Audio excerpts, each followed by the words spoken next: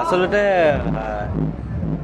সেই সন্দৰ্ভত এতিয়ালৈকে একো কোৱা নাছিলোঁ আৰু ক'ব বিচৰা নাছিলোঁ, কিন্তু আপুনি সুধিছে কাৰণে মই কওঁ যে মুখ্যমন্ত্ৰী হিমন্ত বিশ্ব শৰ্মাই প্ৰেছ ক্লাবৰ ইলেকশ্যনৰ পিছত ফটকা ফুটোৱাক লৈ যিটো কথা কৈছে তেখেতে গোকাত মিছা কথা কৈছে। প্ৰথম কথা হ'ল যে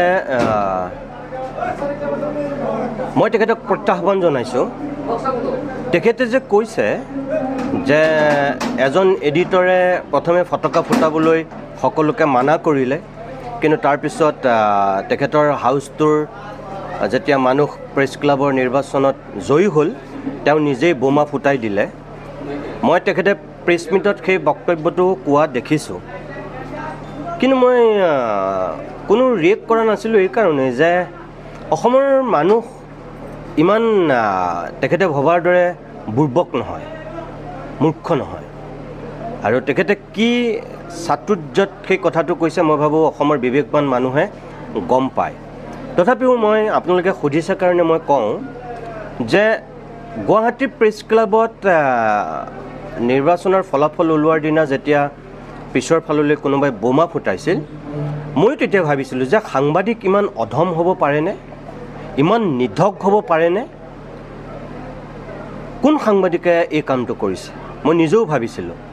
কিন্তু মুখ্যমন্ত্ৰীয়ে যেতিয়া পিছদিনাখন সংবাদমেলত নিজেই এই কথাটো উচ্চাৰণ কৰিলে তেতিয়াই আচল গুমৰ ফাঁকটো পৰিষ্কাৰ হৈ গ'ল। সঁচা কথা ক'বলৈ গ'লে যে মুখ্যমন্ত্ৰীয়ে নোকোৱা হ'লে মই গম নাপালোঁহেঁতেন যে ইয়াৰ নেপথ্যত যে তেওঁ জড়িত হৈ আছিল বুলি, কাৰণ তেওঁ মুখৰ বক্তব্যত এইটো পৰিষ্কাৰ হৈ গ'ল, কাৰণ তেওঁ কৈ দিলে যে তাত বোমা ফুটোৱাৰ লগে লগে মোলৈতো ফটো আহি গ'ল।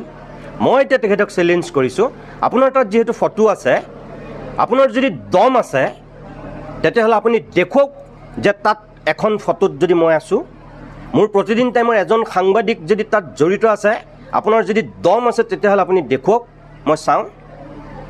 কিয় কৈছোঁ মই আপোনালোকক, যেতিয়া বোমা ফুটাইছিল সেই সময়ত মই প্ৰেছ ক্লাবত নাছিলোঁৱেই।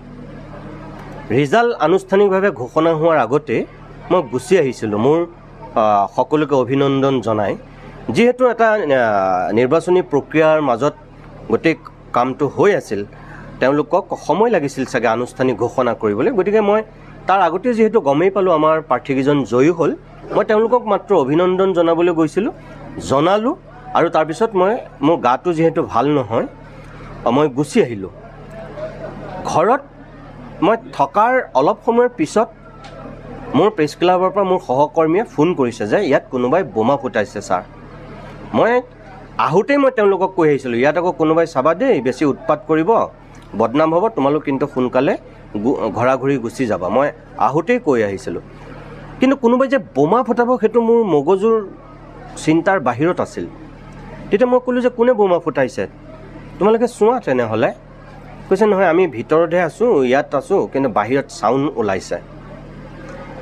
মই তেতিয়া গম পাই গ'লোঁ যে এইটো কোনোবাই বদনামী কৰিবৰ কাৰণে এই কামটো কৰিছে, আৰু মুখ্যমন্ত্ৰীয়ে যেতিয়া পিছদিনাখন সংবাদমেলত কৈ দিলে মই তেতিয়া গম পাই গ'লোঁ। প্ৰেছ ক্লাবৰ নিৰ্বাচনৰ লগত তেওঁ কি সম্পৰ্ক? প্ৰেছ ক্লাবত ঘপককৈ কোনোবাই বোমা ফুটাইছে, তেওঁ লগৰ লগত যে ফটো পাই গ'ল, তাৰমানে তেওঁ তাত জড়িত আছিল, তাৰমানে তেওঁ নিজৰ যিকেইজন পৃষ্ঠপোষক কৰা প্ৰাৰ্থী আছিল সেইকেইজন হৰাৰ কাৰণে তেওঁলোকৰ হতুৱাই তেওঁ সেই কামটো কৰালে নেকি? মুখ্যমন্ত্ৰীলৈ মোৰ এইটোৱেই প্ৰশ্ন। এইকেইদিন আপুনি কিবা হতাশাত আছে, নিৰাশাত আছে, আপোনাৰ ক'ৰবাত অলপ মানসিক দ্বন্দ্ব হৈ আছে, হয়তো আপুনি ক'ৰবাত ভয়তো আছে, গতিকে আপোনাৰ ভয়ৰ বহিঃপ্ৰকাশ ঘটি আপুনি আবুল তাবুল কথা য'তে ত'তে নাগাব। আৰু আপোনাক মই প্ৰত্যাহ্বান জনাইছোঁ যে আপোনাৰ তাত যদি প্ৰমাণ আছে মই বোমা ফুটাইছিলোঁ বুলি, আপুনি ৰাজহুৱা কৰক, এখন ছবি মাত্ৰ ৰাজহুৱা কৰক যদি আপোনাৰ দম আছে।